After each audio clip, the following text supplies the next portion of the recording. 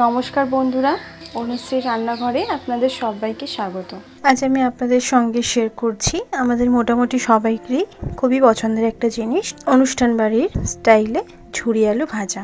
অনুষ্ঠান বাড়িতে গেলে কিন্তু আমরা ডালের সঙ্গে ঝুরি আলু ভাজাটা ম্যাক্সিমামই সবাই কিন্তু পছন্দ করি, আর ভাতের সঙ্গে কিন্তু ডাল দিয়ে মেখে ঝুরি আলু ভাজা দারুণ লাগে। রেসিপিটি তৈরি করার জন্য আমি এখানে 4টে মিডিয়াম সাইজের আলু নিয়েছি।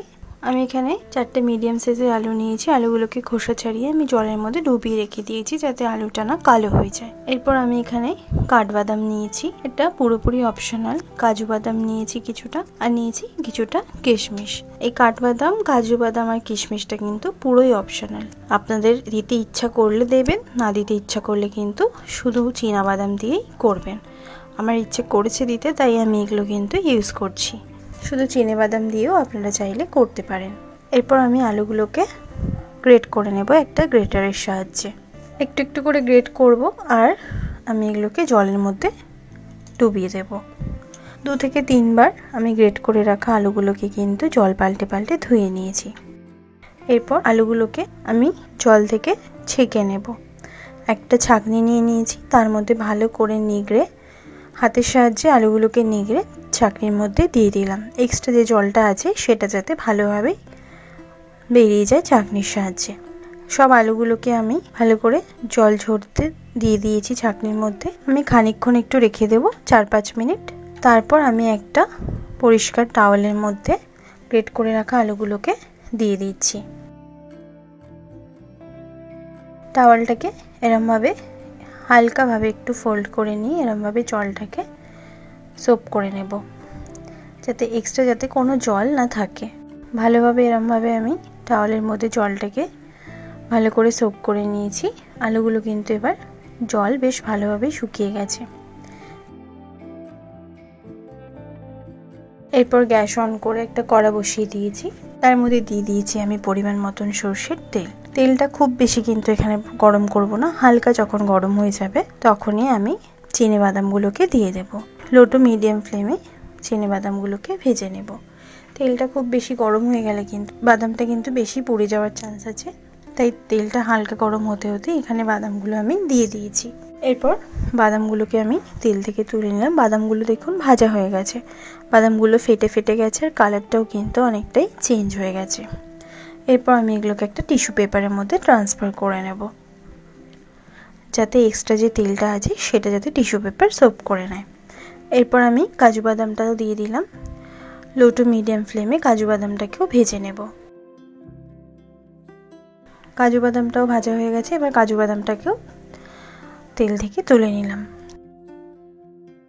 এরপর আমি এখানে কাঠবাদামগুলোকেও একটুখানি ভেজে নিচ্ছি। কাঠবাদামগুলো ভাজা হয়ে গেছে, কাঠবাদামগুলোকেও তেল থেকে তুলে আমি টিস্যু পেপারে ট্রান্সফার করে নিয়েছি। কিশমিশটা আমি এখানে কিন্তু ভাজবো না। এরপর আমি আলুগুলোকে ভাজবো। তার জন্য আমি আলুগুলোকে হাত দিয়ে কিন্তু একদমই তেলের মধ্যে দেওয়ার চেষ্টা করবেন না। আমি যেই প্রসেসে করলাম, ছাঁচার মধ্যে নিয়ে তারপর তেলের মধ্যে আমি দিয়ে দিলাম, আর দেওয়ার সময় কিন্তু ফ্লেমটা একদমই লোতে থাকবে। আলুগুলো যখন আমি দিলাম ফ্লেমটা কিন্তু আমি একদম লোতে করে রেখেছিলাম। এরপর লো টু মিডিয়াম ফ্লেমে আলুগুলোকে ভেজে নেব, হালকা যাতে একটু কালারটা চেঞ্জ হয়। খুব বেশি কড়া করে এখানে আমি ভাজবো না, একটু বেশ কালারটা হালকা একটু চেঞ্জ হয়ে যাবে সেরমভাবে লো টু মিডিয়াম ফ্লেমে আমি ভেজে নিচ্ছি। আলুগুলো কিন্তু এবার ভাজা হয়ে গেছে, আলুগুলোকে এবার তেল থেকে তুলে নিচ্ছি, আর অল্প অল্প করে দিয়েই কিন্তু এখানে ভাজবো। এরপর খানিকক্ষণ এরমভাবে একটু তেলটাকে ছড়িয়ে নিলাম, তারপর টিস্যু পেপারের মধ্যে ভাজা আলুগুলোকে নিয়ে নিলাম। সব আলুগুলোকে আমি সেম প্রসেসেই ভেজে নিয়েছি। এরপর একটা গামলির মধ্যে আমি নিয়ে নিয়েছি। দেখুন খুব সুন্দর কিন্তু মুচমুচে হয়েছে এই ঝুরি আলু ভাজা।